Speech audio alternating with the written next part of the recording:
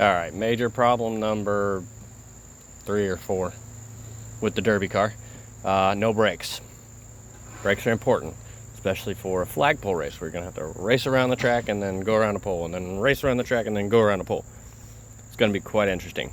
So I'm going to do the opposite of the right thing and put compression fittings in the rusted out brake lines on this Mercedes. Not certified for the highway, but for derby, who cares? So if you've never done compression fittings, here you go. All right, so now I'm gonna take my little pipe cutter. I'm gonna cut these brake lines off nice and straight so that the collet will be able to get over it for the compression fitting.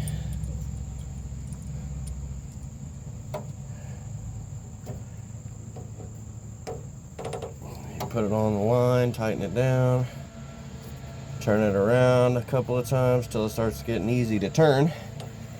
Tighten it down a little more, twist it a little more, tighten it down a little more, twist it a little more, tighten down a little more, twist it a little more, tighten it down a little more, twist it a little more, and then you get a nice straight cut brake line and fluid going everywhere. Cool. Alright. This is a compression fitting available at your local parts store. This is of the 3/16 variety. Here's the pieces that come in the kit. You can see right there. Collet and this nut have to go onto the line. Nut first, then the collet,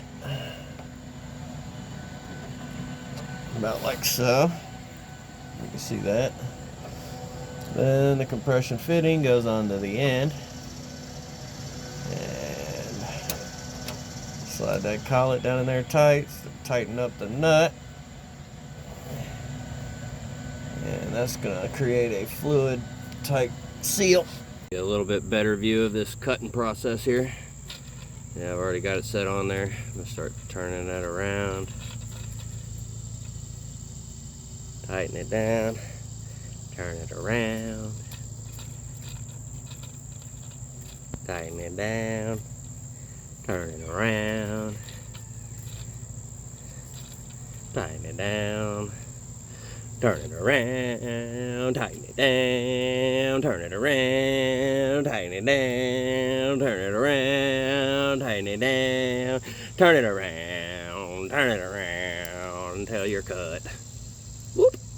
Now that whole process is over. Let me show you what I got down here. Yeah. So, got back here, one compression fitting at the back of the section that I replaced. Replacement section of pipe. And there's the other compression fitting. Here's the giant puddle of fluid I made in the driveway. Couple important notes about brake fluid while we're here.